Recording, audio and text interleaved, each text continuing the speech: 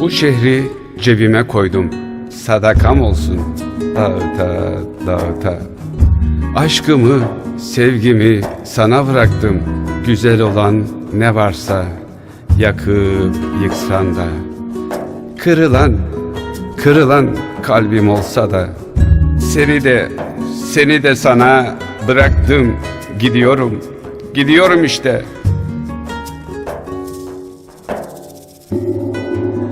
Bakışırken göz göze, gözlerimi gözlerinden bir hırsız gibi kaçıra kaçıra. Bak yağan karda başımda eriyip ayaklarımın altında sahilde, denize aka aka gidiyorum işte.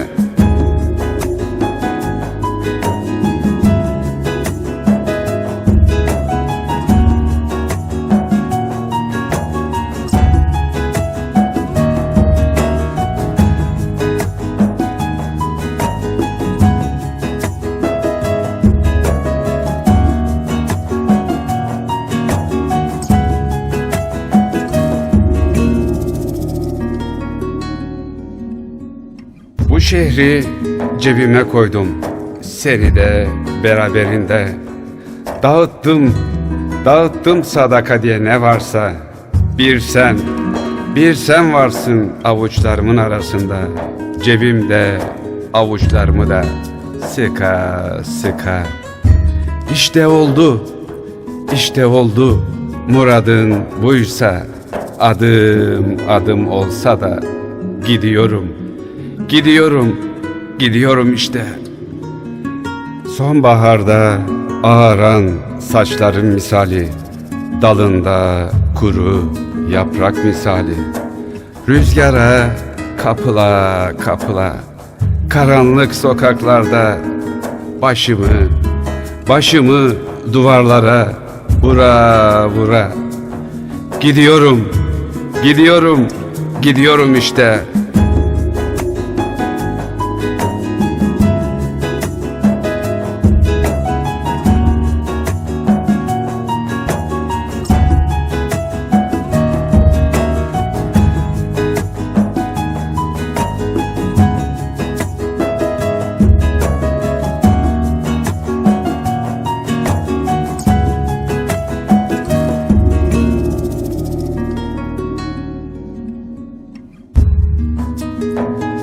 Bir varmış, bir yokmuş misali yaşadım.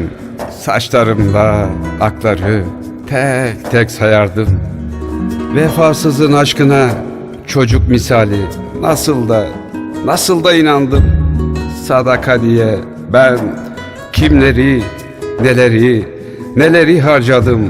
Son nefesime vesile Azrail olsa da sahibine ara. Son nefesimde çıka sorma Azrail'e gidiyorum işte.